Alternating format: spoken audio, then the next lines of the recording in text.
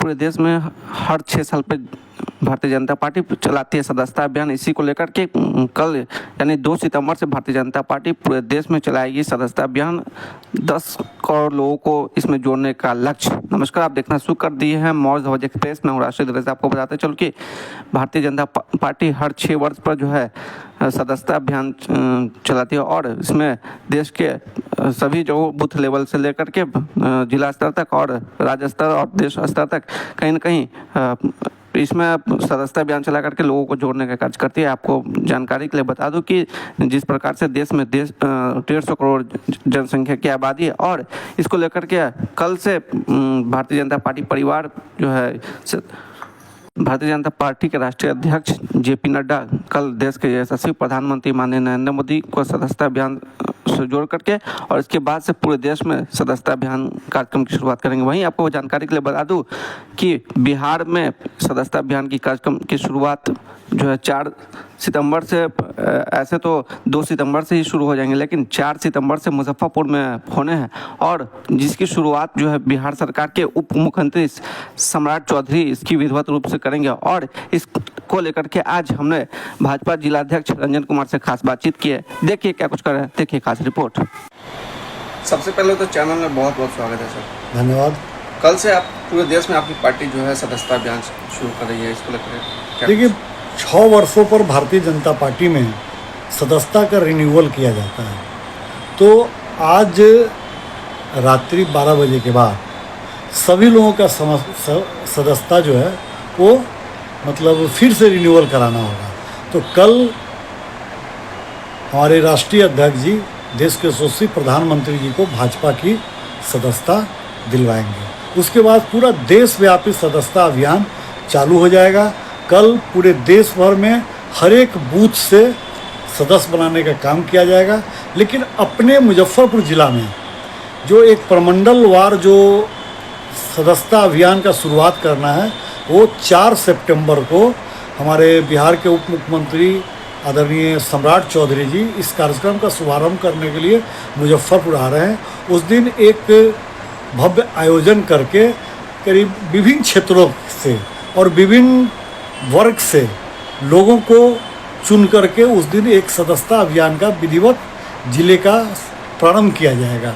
उस दिन हम लोग डॉक्टर, इंजीनियर्स, प्रोफेसर्स, व्यापारी वर्ग से कुछ लोगों को हम लोग सदस्यता दिलवाने का काम करेंगे। उसके पश्चात हम लोग का सदस्यता अभियान पूरे जिले भर में बूथ स्तर तक ये कार्यक्रम प्रारंभ हो जाएगा। इस बार हम लोगों ने इस जिले में 7 लाख से अधिक सदस्य बनाने का लक्ष्य रखा है और हम आपके चैनल के माध्यम से सभी लोग को अनुरोध करना चाहेंगे कि 8800002024 इस नंबर पर एक मिस कॉल दे करके आप भारतीय जनता पार्टी के सदस्य बन सकते हैं।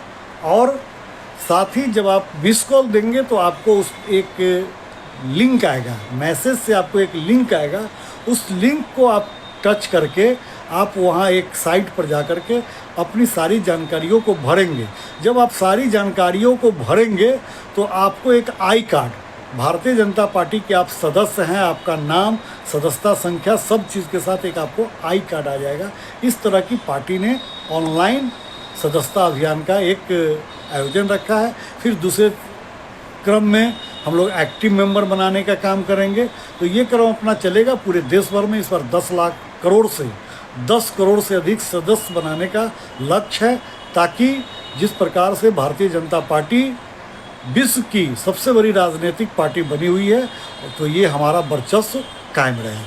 अशिक्षित लोग जिन लोगों को फ़ोन चलाना नहीं, जो उनके पास अशिक्षित लोग हैं जिनको फ़ोन चलाना नहीं आता है या जिनके पास बटन वाली फ़ोन है, वहाँ पर हमारे कार्यकर्ता जा करके उनसे विधिवत उनके मोबाइल से कॉल करके फिर उसका लिंक ले करके अपने लैपटॉप से, टैब से या अपने स्मार्टफोन से उनका लिंक को भरकर उनको सदस्य बनाने का काम करेंगे। बूथ लेवल से इसकी शुरू बिल्कुल हम लोग का लक्ष्य है कि हम लोग प्रत्येक बूथ पर कम से कम 200 सदस्य निश्चित रूप से बनाने का काम करेंगे। तो कितने दिनों का ये कार्यक्रम पहले चरण में कल से प्रारंभ होकर 25 सितंबर तक ये कार्यक्रम पर चलेगा। फिर दूसरे चरण में अक्टूबर पूरे अक्टूबर तक हम लोग सदस्य के साथ साथ एक्टिव मेंबर भी बनाने का काम करेंगे और नवंबर के प्रथम सप्ताह में हम लोग इस काम को पूरा कर लेंगे। पूरे देश में 150 करोड़ का लक्ष्य रखा गया है। बिल्कुल, पूरे देश भर में हम लोग 150 करोड़ का लक्ष्य नहीं रखा गया है। 150 करोड़ तो इस देश की जनसंख्या है, आबादी है। हमारा जो लक्ष्य है वो 10 करोड़ प्लस का है।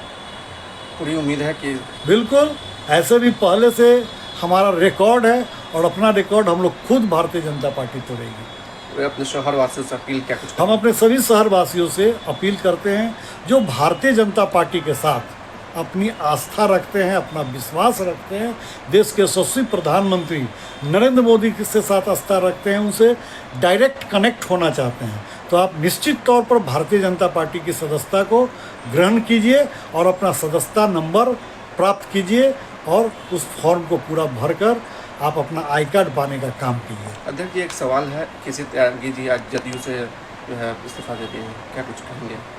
नहीं, ये उनका मामला है, इस पर हम क्या बोल पाएंगे। ये जदयू की मामला है, इस पर जदयू के ही लोग आधिकारिक बयान दे पाएंगे, हम इस पर कुछ नहीं बोल सकते। महागठबंधन के लोग आज आरक्षण की मांग को लेकर के आज विरोध प्रदर्शन किए हैं, इसको किस नजरिए से आप देखते हैं? देखिए, आरक्षण, वो लोग का जो आरक्षण का मांग है एक ढकोसला है।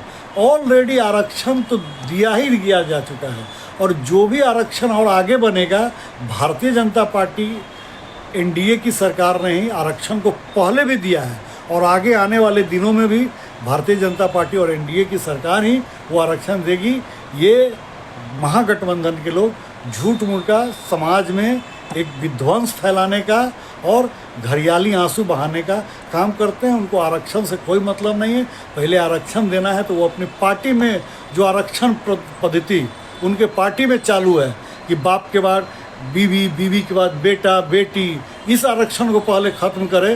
जो अपने घर के कारण अपने पार्टी में आरक्षण नहीं दे सकता है, वो व्यक्ति देश में आरक्षण की क्या बात कर सकता है? वो लोग करे आरक्षण विरोधी हैं आप लोग। कहने से नहीं होता है। कौन आरक्षण विरोधी है दिखता है।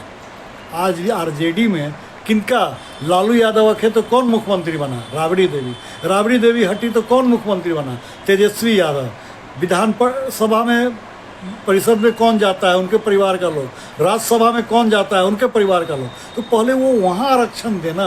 जो व्यक्ति अपने पार्टी में आरक्षण पद्धति नहीं लागू कर सकता है, उस आदमी से क्या उम्मीद किया जा सकता है? लोग बोल रहे कि आरक्षण जो जातिगत जनगणना हुई थी उसे पता चला था कि आर्थिक स्थिति किसकी क्या है। देखिए, आरक्षण जिस आधार पर देना चाहिए, सरकार ने, केंद्र की सरकार हो या राज्य की सरकार हो, उसने प्रावधान के तहत देने का काम किया है। आगे भी जो उचित प्रावधान बनेगा उसको एनडीए की सरकार केंद्र में भी देगी और बिहार में भी देगी।